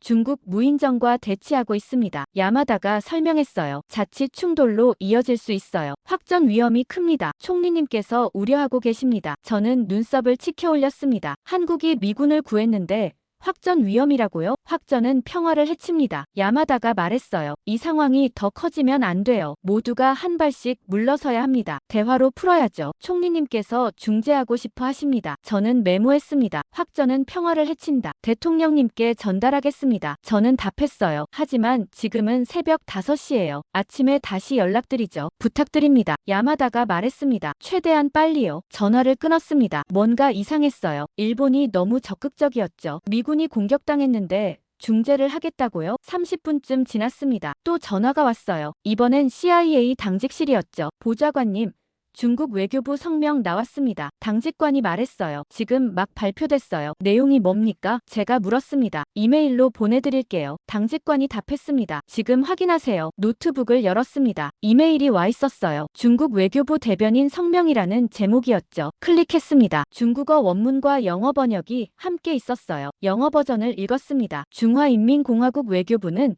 태평양 해역의 긴장 상황을 깊이 우려한다. 첫 문장이었어요. 다음 문장을 읽었죠. 확전은 평화를 해친다. 저는 멈췄습니다. 다시 읽었어요. 확전은 평화를 해친다. 똑같았습니다. 일본 총리실에서 한 말이랑요. 단어 하나까지 같았어요. 우연일까요? 계속 읽었습니다. 모든 당사국은 자제해야 한다. 대화와 협상으로 문제를 해결해야 한다. 중국은 평화적 해결을 지지한다. 저는 아까 야마다가 한 말을 떠올렸습니다. 모두가 한 발씩 물러서야 한다. 대화로 풀어야 한다. 같은 내용이었어요. 표현만 살짝 다를 뿐이었죠. 핸드폰을 들었습니다. 야마다한테 다시 전화했어요. 연결음이 울렸죠. 네. 로웰 보좌관님, 야마다가 받았습니다. 한 가지 물어보겠습니다. 저는 말했어요. 총리님 말씀 중에 확전은 평화를 해친다고 하셨죠? 네, 맞습니다. 야마다가 답했습니다. 총리님 소신이십니다. 언제부터 그렇게 말씀하셨습니까? 제가 물었습니다. 오래전부터입니다. 야마다가 답했어요. 총리님의 평화 철학이시죠? 저는 전화를 끊었습니다. 거짓말이었어요. 중국 외교부가 30분 전에 똑같은 말을 했거든요. 오래전부터라는 게 말이 안 됐죠. 노트북에서 파일을 찾았습니다. 일본 총리 연설문 아카이브였어요. 지난 2년치가 있었죠. 검색창에 입력했습니다. 확전은 평화를. 결과가 없었어요. 단 한 번도 안 쓴 표현이었습니다. 평화를 해친다로 검색했습니다. 역시 없었어요. 오늘이 처음이었던 겁니다. 중국 외교부 성명 아카이브도 찾았습니다. 같은 검색을 했어요. 확전은 평화를. 결과가 하나 나왔습니다. 오늘 성명이었어요. 이것도 처음 쓴 표현이었죠. 같은 날, 같은 시간에 일본과 중국이 똑같은 말을 했습니다. 우연이 아니었어요. 조율된 거였죠. 각본이 있었던 겁니다. 저는 시간을 확인했습니다. 일본 총리실 전화가 온 게 오후 6시 42분이었어요. 중국 외교부 성명이 나온 게 오후 7시 8분이었죠. 26분 차이였습니다. 거의 동시였어요. 준비된 거였습니다. 미군 공격 전부터요. 시나리오가 있었던 겁니다. 미군이 공격당하면 일본과 중국이 동시에 나서는 거였죠. 평화를 외치면서요. 확전 방지를 명분으로요. 하지만 진짜 목적은 달랐습니다. 한국을 막으려는 거였어요. 미군을 구한 한국을 공격적이라고 몰아가는 겁니다. 확전 위험 세력이라고요. 그리고 일본이 중재자로 나서는 거였죠. 미군을 통제하면서요. 완벽한 계획이었습니다. 저는 USB를 다시 꺼냈습니다. 화이트 아울 파일이요. 폴더를 열어 작전 계획을 봤어요. 슬라이드를 넘겼죠. 7번째 장이 나왔습니다. 여론 대응 전략이라는 제목이었어요. 내용을 읽었습니다. 사건 발생 시 일본과 중국은 동일한 메시지 발신, 핵심 키워드 평화, 확전 방지, 대화, 한국을 과잉 대응 세력으로 프레임, 미국 내 여론 분열 유도, 정확히 지금 벌어지는 일이었습니다. 각본대로 움직이고 있었어요. 다음 슬라이드를 봤습니다. 예상 타임라인이 나왔죠. 사건 발생 후 30분 이내 일본 총리실 미국 접촉, 사건 발생 후 1시간 이내 중국 외교부 성명 발표, 사건 발생 후 2시간 이내 양국 언론 동시 보도, 시계를 봤습니다. 사건 발생 후 1시간 22분이었어요. 타임라인대로였죠. 이제 언론 보도가 나올 시간이었습니다. 노트북에서 뉴스 사이트를 열었습니다. CNN 메인 페이지였어요. 아직 속보는 없었죠. NHK 사이트로 갔습니다. 일본 공영방송이었어요. 메인 화면을 봤죠. 속보가 떠 있었습니다. 태평양 긴장 고조, 한중 군함 대치. 기사를 클릭했습니다. 내용을 읽었어요. 한국 군함이 중국 무인정과 충돌 직전 상황. 일본 정부 깊은 우려 표명. 확전 방지 위해 외교적 노력 중. 미군 구조 얘기는 없었습니다. 한국이 왜 거기 있는지 설명도 없었어요. 그냥 대치 중이라는 것만 강조했죠. 프레임이었습니다. 한국을 공격적으로 보이게 만드는 거였어요. 신화통신 사이트로 갔습니다. 중국 국영통신이었죠. 똑같은 기사가 있었습니다. 제목도 비슷했어요. 태평양 긴장. 한국 군함 도발 행위. 내용도 거의 같았습니다. 중국은 평화를 원한다. 한국의 과잉 대응 우려. 대화로 해결해야 한다. 일본 기사랑 논조가 똑같았어요. 단어까지 비슷했죠. 조율된 거였습니다. 같은 시나리오로 움직이고 있었어요. 저는 의자에서 일어났습니다. 창밖을 봤어요. 워싱턴 밤하늘이었죠. 별이 보였습니다. 일본과 중국이 같은 말을 하고 있었습니다. 같은 시간에, 같은 단어로, 같은 프레임으로요. 이건 우연이 아니라 각본이었어요. 대본이 있었던 겁니다. 미군 공격부터 여론 대응까지 모두 계획된 거였죠. 화이트 아울 작전이었습니다. 중국의 칼과 일본의 눈, 그리고 이제 중국의 말과 일본의 말까지 같아졌어요. 하나가 된 겁니다. 미국을 속이기 위해서요. 핸드폰이 울렸습니다. 한서준이었어요. 에단. 뉴스 봤습니까? 그가 물었습니다. 봤습니다. 저는 답했어요. 일본이랑 중국이 똑같은 말 하더군요. 확전은 평화를 해친다고요. 각본입니다. 한서준이 말했습니다. 화이트 아울 파일에 다 나와 있어요. 여론 대응 시나리오까지 짜놨죠. 이제 미국 언론도 움직일 겁니다. 무슨 뜻입니까? 제가 물었습니다. 일본 로비가 워싱턴에 많아요. 한서준이 설명했어요. 싱크탱크. 언론사, 의회 다 연결돼 있죠. 곧 기사 나올 겁니다. 한국 과잉 대응, 미국 개입 위험, 일본 중재 필요, 그런 논조로요. 저는 시계를 봤습니다. 밤 10시였어요. 내일 아침이면 미국 신문에도 기사가 날 거였죠. 일본과 중국이 원하는 방향으로요. 한서준, 내일 NSC 브리핑입니다. 저는 말했어요. 대통령한테 화이트 아울 파일 보고할 겁니다. 조심하세요. 한서준이 경고했습니다. 일본이 막으려 할 거예요. 로비도 움직이고 압력도 넣을 겁니다. 당신 신용 떨어뜨리려 할 수도 있어요. 준비하고 있습니다. 저는 답했어요. 전화를 끊고 USB를 손에 쥐었습니다. 작은 메모리였어요. 하지만 폭탄이었죠. 내일이면 모든 게 드러날 겁니다. 일본과 중국의 각본이요. 똑같은 대사, 똑같은 타이밍. 똑같은 거짓말, 모두 계획된 거였다는 걸요. 저는 가방을 챙겼습니다. 집에 가서 브리핑 자료를 완성해야 했어요. 대통령을 설득할 수 있는 완벽한 발표를요. 사무실 불을 껐습니다. 복도로 나왔어요. 텅 비어 있었죠. 내일이면 달라질 겁니다. 진실이 밝혀질 거예요. 내일이면 달라질 겁니다. 진실이 밝혀질 거예요. 집으로 돌아가는 차 안에서 저는 계속 생각했습니다. 일본과 중국의 각본이요. 완벽하게 짜여진 시나리오였어요. 하지만 한 가지 빠뜨린 게 있었죠. 한국이었습니다. 아파트에 도착했습니다. 엘리베이터를 타고 12층으로 올라갔어요. 문을 열고 들어갔죠. 거실 불을 켰습니다. 소파에 앉아 핸드폰을 봤어요. 한서준한테 문자를 보냈습니다. 지금 통화 가능합니까? 30초 만에 답장이 왔습니다. 네, 전화 주세요. 전화를 걸었습니다. 2번 만에 받았어요. 에단. 무슨 일입니까? 한서준이 물었습니다. 한 가지 묻고 싶은 게 있습니다. 저는 말했어요. 한국은 왜 이렇게까지 합니까? 위험을 무릅쓰고요. 무슨 뜻입니까? 한서준이 되물었습니다. 미군 구하는 것까지는 이해해요. 저는 설명했습니다. 동맹국이니까요. 하지만 화이트 아울 파일까지 저한테 준 건 다른 문제잖아요. 일본한테 들키면 한국도 타깃될 텐데 왜 그렇게까지 하는 겁니까? 한서준이 잠시 침묵했습니다. 숨소리만 들렸어요. 그리고 천천히 말했죠. 에단.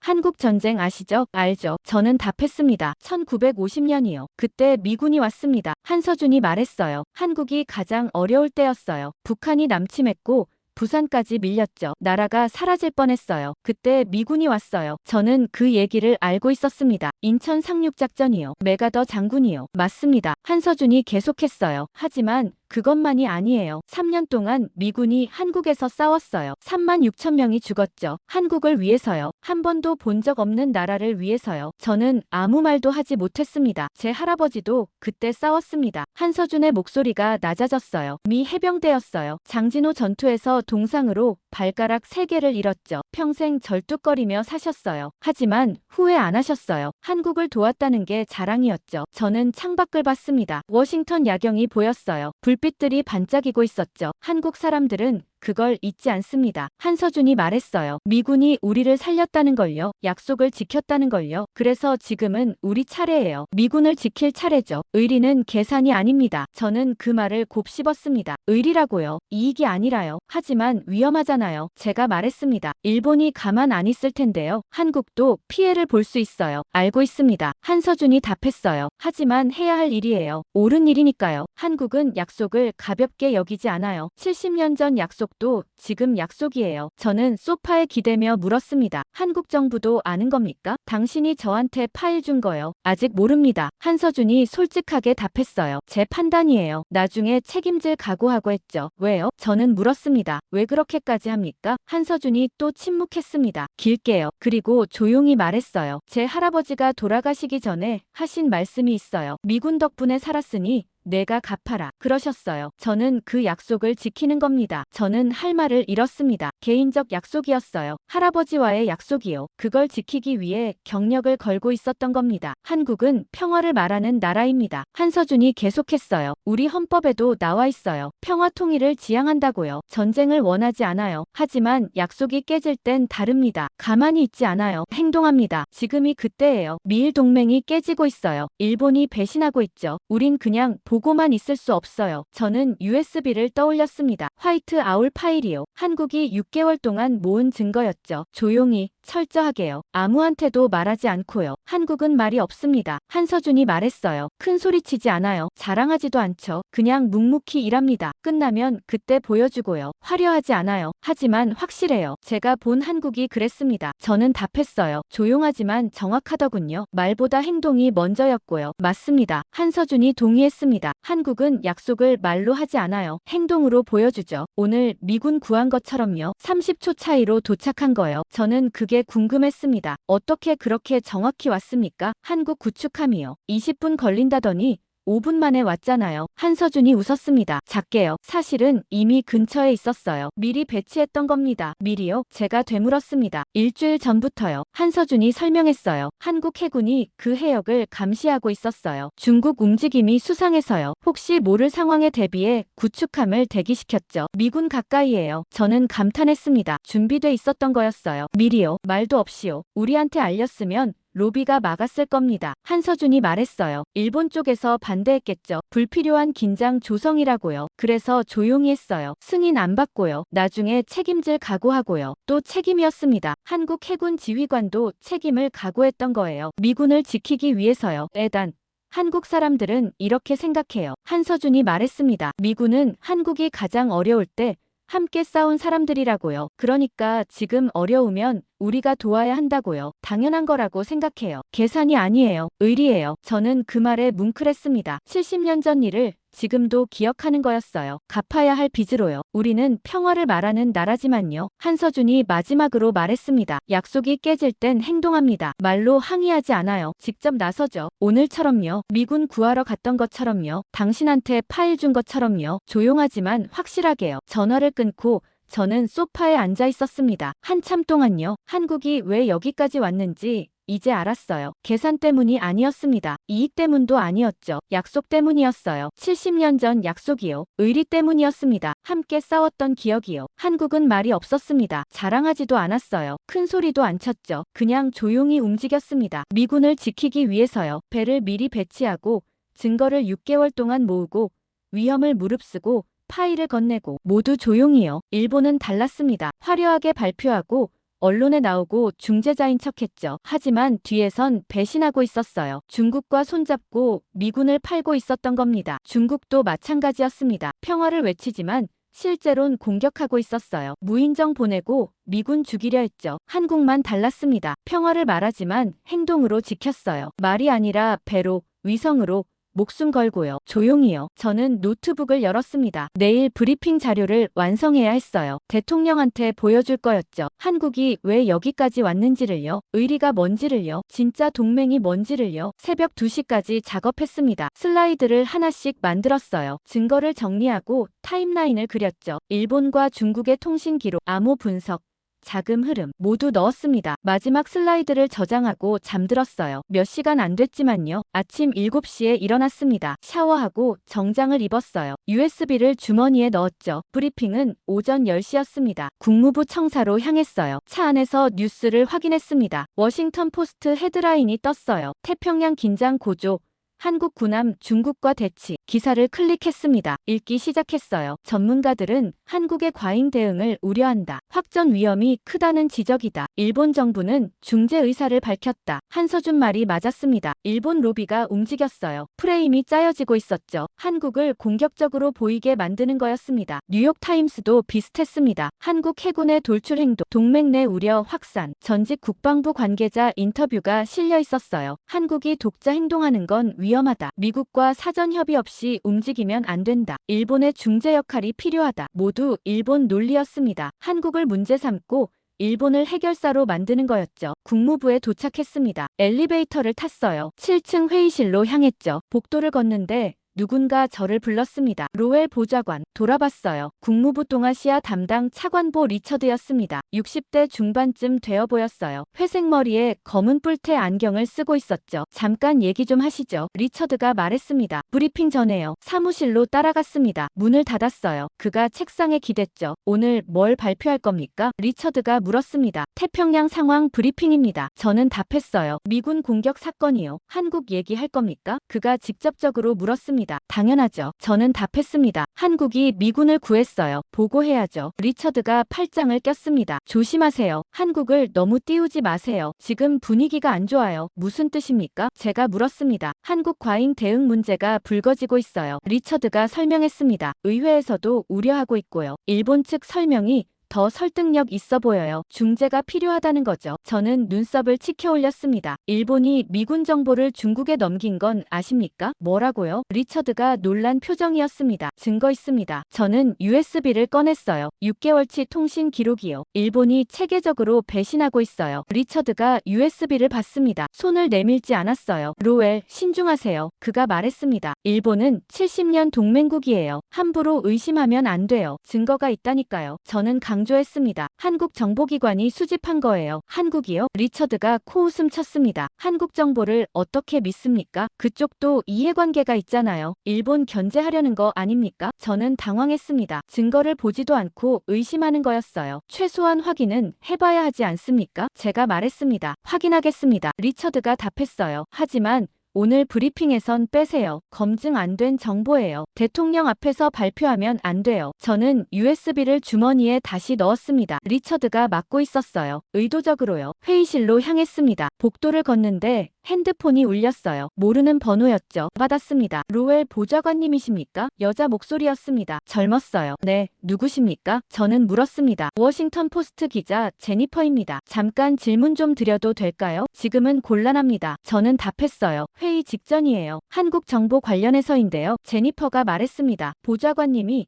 한국으로부터 비공식 정보를 받았다는 제보가 들어왔어요. 사실입니까? 저는 걸음을 멈췄습니다. 누가 그런 얘기를 했습니까? 출처는 밝힐 수 없습니다. 제니퍼가 답했어요. 하지만 신뢰할 만한 소식통이에요. 일본 정보를 한국에서 받으셨죠? 검증도 안 된 거요? 저는 전화를 끊었습니다. 누군가 흘린 겁니다. 의도적으로요. 제 신용을 떨어뜨리려는 거였죠. 회의실에 도착했습니다. 문을 열고 들어갔어요. 이미 사람들이 앉아 있었습니다. NSC 안보보좌관, 국방부 차관, CIA 부국장 10명쯤 됐어요. 대통령은 아직 안 왔습니다. 로웰, 여기 앉아요. NSC 안보보좌관 캐서린이 말했습니다. 50대 여성이었어요. 엄격한 인상이었죠. 자리에 앉았습니다. 노트북을 꺼내 발표 자료를 열었어요. 슬라이드를 확인했죠. 잠시 후 대통령이 들어왔습니다. 모두 일어섰어요. 앉으시죠. 대통령이 말했습니다. 태평양 상황부터 듣겠습니다. 로웰, 발표하세요. 저는 일어섰습니다. 프로젝터를 켰어요. 첫 슬라이드가 나타났죠. 어제 새벽 미군 특수부대가 공격받았습니다. 저는 시작했어요. 중국 무인정 2척이 소형정을 들이받았어요. 병사 1명이 바다로 떨어졌고요. 사상자는요? 대통령이 물었습니다. 전원 생존입니다. 저는 답했어요. 한국 해군이 구조했습니다. 30초 차이로 도착했죠. 한국이요? 국방부 차관 매튜스가 끼어들었습니다. 왜 한국이 거기 있었습니까? 미리 대기하고 있었습니다. 저는 설명했어요. 중국 움직임을 감시하다가 위험을 포착하고 출동한 겁니다. 사전 협의 없이요? 캐서린이 물었습니다. 우리한테 알리지도 않고요. 시간이 없었던 것 같습니다. 저는 답했죠. 긴급 상황이었으니까요. 캐서린이 미간을 찌푸렸습니다. 독자 행동은 문제예요. 동맹국이 맘대로 움직이면 안 돼요. 조율이 필요합니다. 하지만 미군을 구했잖아요. 제가 말했습니다. 결과적으로 생명을 살렸어요. 그건 감사한 일이죠. 매튜스가 말했습니다. 하지만 과정이 문제예요. 한국이 너무 앞서 나가고 있어요. 저는 다음 슬라이드로 넘어갔습니다. 일본 위성 데이터 차단 기록이었어요. 더 큰 문제가 있습니다. 제가 말했어요. 일본이 의도적으로 정보를 숨겼어요. 미군이 위험한 걸 알면서도요. 회의실이 조용해졌습니다. 모두 화면을 봤어요. 일본 위성 시스템 로그가 나타났죠. 정상 작동 중이라고 표시돼 있었습니다. 하지만 태평양 사령부로는 데이터가 안 갔어요. 의도적 차단이었죠. 출처가 어디죠? CIA 부국장 샌더슨이 물었습니다. 한국 정보기관입니다. 저는 답했어요. 한국이요? 캐서린이 눈썹을 올렸습니다. 검증됐습니까? 통신 기록,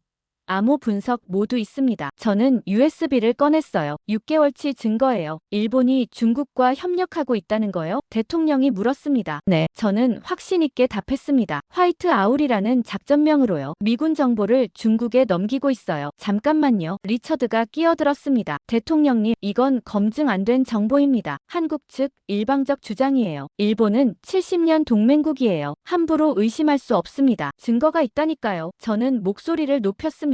USB에 다 있어요. 로에, 캐서린이 제지했습니다. 진정하세요. 우리도 이해는 해요. 하지만 신중해야 합니다. 한국 정보만 믿고 일본을 의심할 순 없어요. 저는 답답했습니다. 아무도 증거를 보려 하지 않았어요. 처음부터 믿지 않는 거였죠. 일본 측 설명도 들어봐야 합니다. 매튜스가 말했습니다. 균형 잡힌 판단이 필요해요. 한국만 편들 순 없어요. 한국을 편드는 게 아닙니다. 저는 항변했어요. 사실을 말하는 겁니다. 로웰, USB 주세요. 대통령이 말했습니다. 검토해보겠어요. 저는 USB를 건넸습니다. 하지만 느낌이 안 좋았어요. 검토한다는 건 미룬다는 뜻이었죠. 오늘 회의는 여기까지 하죠. 대통령이 일어섰습니다. 일본 측 입장도 들어보고 다시 모이겠습니다. 회의가 끝났습니다. 사람들이 하나둘 나갔어요. 저만 자리에 남아있었죠. 캐서린이 다가왔습니다. 로웰, 조언 하나 할게요. 그녀가 말했습니다. 한국한테 너무 가까이 가지 마세요. 지금 분위기가 안 좋아요. 당신 경력에 해가 될 수 있어요. 저는 그녀를 봤습니다. 경력보다 진실이 중요합니다. 진실은 검증이 필요해요. 캐서린이 말했습니다. 한국 정보만으론 부족해요. 그녀가 나갔습니다. 저는 혼자 회의실에 남았어요. 창밖을 봤죠. 워싱턴 하늘이 흐렸습니다. 일본 로비가 움직이고 있었어요. 언론, 의회, 국무부 모두 연결돼 있었죠. 저를 고립시키려는 겁니다. 한국 정보를 의심하게 만들고요. 핸드폰이 울렸습니다. 한서준이었어요. 에단, 괜찮습니까? 그가 물었습니다. 브리핑 어땠어요? 막혔습니다. 저는 답했어요. 아무도 안 믿어요. 예상했습니다. 한서준이 말했습니다. 일본 로비가 강해요. 하지만 포기하지 마세요. 진실은 결국 드러나니까요. 전화를 끊고 복도로 나왔습니다. 더러운 전쟁이 시작됐어요. 진실대 로비의 싸움이었죠. 전화를 끊고 복도로 나왔습니다. 더러운 전쟁이 시작됐어요. 진실대 로비의 싸움이었죠. 사무실로 돌아가는 길에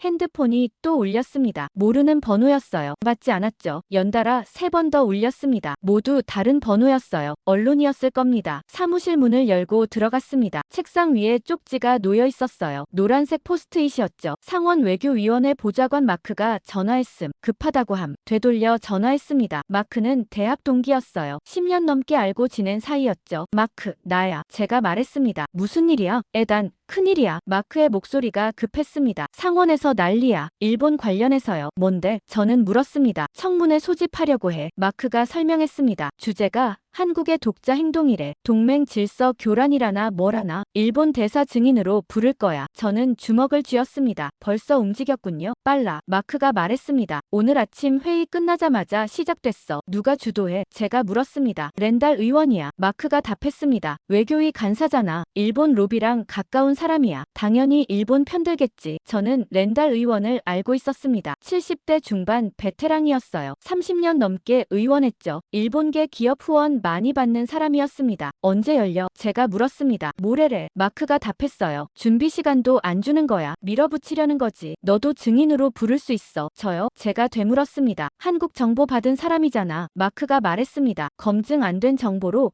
동맹 관계 훼손했다고 몰아갈 거야. 조심해. 전화를 끊었습니다. 포위당하고 있었어요. 사방에서요. 오후 3시쯤 국무부 법무실에서 연락이 왔습니다. 직접 찾아오라고 했어요. 7층으로 올라갔습니다. 법무실 문을 열고 들어갔어요. 2명이 기다리고 있었죠. 수석 법률고문 제임스와 조사관 1명이었습니다. 앉으세요. 제임스가 말했습니다. 차가운 목소리였어요. 자리에 앉았습니다. 테이블 위에 서류 뭉치가 놓여 있었어요. 로웰 보좌관, 제임스가 시작했습니다. 비공식 정보 수령건으로 조사가 시작됐습니다. 한국 정보관으로부터 자료를 받았죠? 네. 저는 답했습니다. 공식 절차 거쳤습니까? 제임스가 물었습니다. 급한 상황이었습니다. 저는 설명했어요. 미군 생명이 위험했어요. 질문에만 답하세요. 제임스가 잘랐습니다. 공식 절차 거쳤습니까? 아니요. 저는 인정했습니다. 하지만 정당한 이유가 있었어요. 정당성은 우리가 판단합니다. 제임스가 말했습니다. 받은 자료 어디 있습니까? 대통령께 제출했습니다. 저는 답했어요. 복사본은요? 제임스가 물었습니다. 없습니다. 저는 거짓말했어요. 사실은 백업이 있었죠. 개인 이메일로 보내놨거든요. 하지만 말하지 않았습니다. 조사관이 메모하고 있었습니다. 열심히요. 한국 정보관과 접촉 횟수는요? 제임스가 계속 물었습니다. 정확히 기억 안 납니다. 저는 답했어요. 여러 번이었어요. 사적으로 만났습니까? 네. 포토맥 강변에서요. 왜 공식 장소 아닌 곳에서 만났습니까? 그쪽이 원했습니다. 저는 답했죠. 비공식이라고 했어요. 1시간 동안 질문이 이어졌습니다. 같은 내용을 반복해서 물었어요. 꼬투리 잡으려는 거였죠. 조사는 계속될 겁니다. 제임스가 마지막으로 말했습니다. 당분간 한국 측과 접촉 금지하세요. 명령입니다. 저는 아무 말 없이 나왔습니다. 접촉 금지라고요. 완전히 고립시키는 겁니다. 사무실로 돌아왔습니다. 책상에 앉아 컴퓨터를 켰어요. 뉴스 사이트를 열었죠. 워싱턴 포스트 속보가 떠 있었습니다. NSC 보좌관 비공식 정보 수령 논란. 기사를 클릭했습니다. 에단 로웰 NSC 위기 대응 보좌관이 한국으로부터 미검증 정보를 받아 일본에 대한 의혹을 제기한 것으로 알려졌다. 국무부는 내부 조사에 착수했다. 복수의 소식통은 로웰 보좌관이 정상적 절차를 무시했다고 지적했다. 일각에서는 한국에 지나치게 경도됐다는 비판도 나온다. 댓글을 봤습니다. 수백 개가 달려 있었어요. 한국 스파이 아니냐는 댓글도 있었죠. 저를 배신자로 모는 겁니다. 저녁 7시쯤 문이 벌컥 열렸습니다. 2명이 들어왔어요. 정장 입은 남자들이었죠. 명찰을 보니 국무부 보안실이었습니다. 로웰 보좌관님, 1명이 말했습니다. 자료 제출하셔야 합니다. 한국 관련 모든 문서요. 영장 있습니까? 제가 물었습니다. 내부 규정입니다. 그가 서류를 내밀었어요. 법무실 승인 받았어요. 협조하세요. 저는 서류를 받습니다. 합법이었어요. 거부할 수 없었죠. 서랍을 열었습니다. 파일들을 꺼냈어요. 한국 관련 보고서, 회의록, 이메일 출력물 모두 내줬습니다. 컴퓨터도 확인하겠습니다. 보안 요원이 말했습니다. 제자리에서 비켜섰어요. 그가 노트북을 조작하기 시작했죠. 파일을 뒤지고 있었습니다. 10분쯤 지나 그가 USB를 꽂았습니다. 뭔가 복사하고 있었어요. 제 파일들을요. 끝났습니다. 보안 요원이 말했습니다. 협조 감사합니다. 2명이 나갔습니다. 상자 가득 제 자료를 들고요. 저는 빈 책상을 봤습니다. 아무것도 남지 않았어요. 증거가 모두 사라졌죠. 핸드폰이 울렸습니다. 한서준이었어요. 받을 수 없었습니다. 접촉 금지 명령이 내려졌거든요. 하지만 받았습니다. 에단, 들었어요. 한서준이 말했습니다. 조사 시작됐다면서요? 네. 저는 작게 답했습니다. 자료도 다 압수당했어요. 예상했어요. 한서준이 말했습니다. 일본 로비가 총력전 펼치는 거예요. 당신을 제거하려는 겁니다. 성공하는 것 같네요. 저는 씁쓸하게 말했습니다. 아직 끝난 게 아닙니다. 한서준이 말했어요. 한 가지 물어볼게요. 압수당한 자료가 전부입니까? 저는 잠시 생각했습니다. 백업을 말하는 건가요? 에단. 한국은 종이를 믿지 않아요. 한서준이 말했습니다. 종이는 찢을 수 있으니까요. 우리는 기록을 믿어요. 디지털로요. 당신도 그랬을 거라 생각해요. 저는 미소 지었습니다. 개인 이메일에 보내놨어요. 잘했어요. 한서준이 말했습니다. 그럼 아직 게임은 안 끝난 거예요. 하지만 접촉 금지 명령 떨어졌어요. 제가 말했습니다. 당신이랑 통화도 하면 안 돼요. 공식적으론 그렇죠. 한서준이 답했습니다. 하지만 우린 지금 공식 통화 안 하고 있잖아요. 개인적 대화예요. 전화를 끊고 저는 생각했습니다. 한서준 말이 맞았어요. 일본 로비는 종이를 찢었죠. 제 자료를 압수했고 제 신용을 떨어뜨렸어요. 하지만 진실은 이미 날아갔습니다. 디지털로요. 백악관 서버에 제 개인 이메일에 한국 위성망에 복사되고 또 복사됐어요. 찢을 수 없는 형태로요. 컴퓨터를 켰습니다. 개인 이메일에 접속했어요. 보낸 편지함을 확인했죠. 사흘 전 제가 보낸 이메일이 있었습니다. 수신자는 저 자신이었어요. 제목은 백업이었죠. 첨부 파일을 열었습니다. 화이트 아울 파일 전체가 들어있었어요. 통신 기록, 암호 분석, 작전 계획 모두 그대로였습니다. 일본은 종이를 찢었지만 진실은 살아있었어요. 클라우드예요. 저는 새 이메일을 작성했습니다. 수신자는 대통령 비서실장이었어요. 개인 이메일 주소였죠. 공식 채널이 아니었습니다. 제목을 입력했습니다. 대통령께 직보 마이너스 긴급 본문을 썼습니다. 각하.